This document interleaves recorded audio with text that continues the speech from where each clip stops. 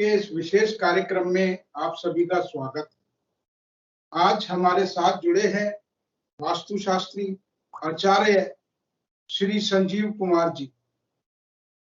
विषय बहुत है, कम नहीं है विषय, मगर आज शास्त्री जी ने और मैंने तय करा है कि आज हम राष्ट्र हित के बारे में बात करेंगे। आचार्य जी, आपका स्वागत है। नमस्कार, जय मां भारती, जय श्री राम। जी हमें बताइए।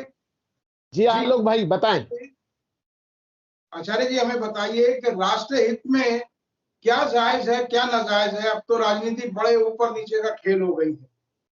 देखिए, आज के जो संदर्भ में मैं आज के परिप्रेक्ष्य में बात कर रहा हूं कि हम अपने बेटे को engineer, advocate, doctor, chartered accountant या आईएएस, आईपीएस बनाना चाहते हैं, जबकि हमें अपने बच्चे को सबसे पहले राष्ट्रभक्त बनाना चाहिए। आज हमारे देश में जो कमी आई है वो राष्ट्र तक ही आई है। हम लोग देश के हित की बात नहीं करते।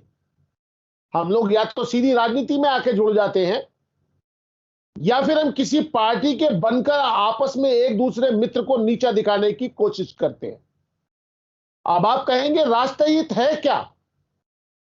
राष्ट्रहित है जब हम चिंतन करें, मनन करें और अपने पास होने वाली किसी भी गलत गतिविधियों को सरकार को, पुलिस को या प्रशासनिक अधिकारी को बताएं, उसके लिए सबूत भी हम जुटाएं, क्योंकि कोई भी कानून सबूत के बिना नहीं चलता।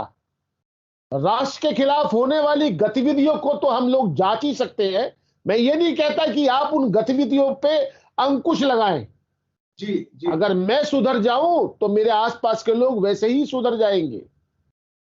आज हमें बनने की आवश्यकता है देशभक्त। आज हमारे सामने हमारी भारत माता को गाली दी जाती है।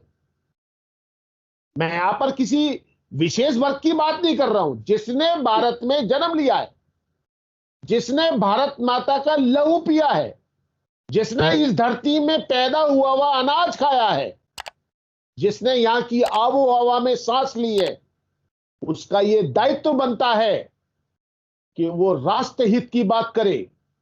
जो हमारा एनिमी, जो हमारा दुश्मन है, उसका बायकॉट करे।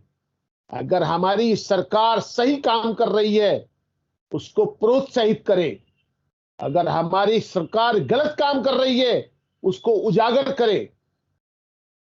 तो इसको राष्ट्रहित बोलते हैं। आज हम सोचते हैं भगत सिंह पैदा जरूर हो, लेकिन मेरे घर में नहीं, मेरे पड़ोसी के घर में पैदा हो। ये राष्ट्रवाद नहीं है, ये राष्ट्रहित में नहीं है।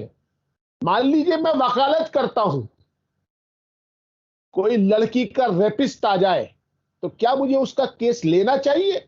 शायद नहीं लेना चाहिए। अगर मैं उस बच्ची को बचाने की कोशिश करता हूं, यह भी राष्ट्रवाद है। अगर मैं देश के खिलाफ करने वाले किसी भी काम में किसी का सहयोगी बनता हूं, तो यह देशद्रोह है। अगर मैं पैसे के लिए सरकार में भागीदारी करता हूं, तो यह देशद्रोह की श्रेणी में आता है। हमारा काम है, आज हमारी धरती रो रही है, कारण पेड़ के पेड़ हमने अपने निर्माण के लिए धरती से पेड़ों का आनंद कर दिया, पेड़ हटा दिए, तो उसका नतीजा क्या हुआ? धरती मां ने ऑक्सीजन की कमी कर दी। हजारों लोग काल के घास में चले गए। क्यों चले गए? क्योंकि उनके शरीर में ऑक्सीजन की कमी हो गई थी। क्या हम अपने बच्चों के जन्म पर 2 पेड़ नहीं लगा सकते? उससे हमारी आने वाली नस्ल ठीक होगी। यह भी राष्ट्रवाद है।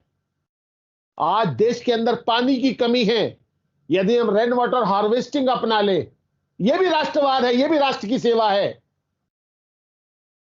यदि हम अपने आसपास निगाह करके सफाई की ओर ध्यान दें, हमारे पार्क में गंदगी पड़ी है, हम अपना गुट बना के उसकी सफाई कर दें, यह भी राष्ट्रवाद है। बहते हुए नालों में, नदियों में हम लोग गंदगी ना फैलाएं, यह भी राष्ट्रवाद है। हर वो काम जो मानव भलाई के लिए जुड़ा जाता है, जो हमारे राष्ट्र को तरक्की देने वाला है, वो सब राष्ट्रवाद होता है। खाली जय श्री राम बोल देने से, अल्लाह और अकबर बोलने से, देश की खिलाफत करने से राष्ट्रवाद नहीं हो सकता, चाहे हम किसी भी जाति और किसी भी बिरादरी के। यही मेरा आलोक जी आज आपसे अपनी बात कहने का मतलब था। और मैं आपको ये विश्वास दिलाता हूं, जब जब राष्ट्रहित की में संजीव अग्रवाल की आवश्यकता है तो मैं आहुति देने के लिए भी तैयार हूं। साथ में मैं अपने बच्चों के जन्मदिन पे हमेशा कुछ ना कुछ वृक्ष लगाता हूं। और आपको एक बात और बता देना चाहता हूं इस वीडियो के माध्यम से, मैं जो फल खाता हूं या मेरे परिवार में जो फल खाए जाते हैं, उसमें जो उसकी निकलने वाली गुठलियां हैं, हम उसे एक पॉलिथीन में डाल लेते हैं। और जब हम लोग कहीं से गुजरते हैं, जंगलों की तरफ जाते हैं या टूर पे जाते हैं, हम उस सड़क पे उतर के उसमें से कुछ गुठलियां विभिन्न जगह पे डाल देते हैं। मैं नहीं कहता सारी पैदा होती होंगी, अगर उसमें से 5% भी पैदा हुई तो मैं इसको भी राष्ट्रवाद की श्रेणी में डालता हूं, क्योंकि उससे पौधे बड़े होके वो फलदार बनते हैं, हजारों लोगों को उससे भोजन मिलता है। एक चीज और है, मैं अन्न का निरादन नहीं करता, मैं अपनी थाली में कभी झूठ नहीं छोड़ता। मेरी 60 वर्ष की अवस्था है और जब से मैंने होश संभाला है मैंने कभी झूठन नहीं छोड़ा। ये भी राष्ट्रवाद की श्रेणी में आता है। उतना लो थाली में जो ना जाए नाली में, ये मेरा सोच है। और मैं राष्ट्रीय चिंतन के लिए अपने आप को नौछावर करता हूं और आपसे भी अपेक्षा करता हूं कि मैं नहीं चाहता कि आप अपना खून दे तब आपको आजादी मिलेगी। अब तो आपको आजादी मिल गई है, इसको बनाए रखें, यही राष्ट्रवाद है।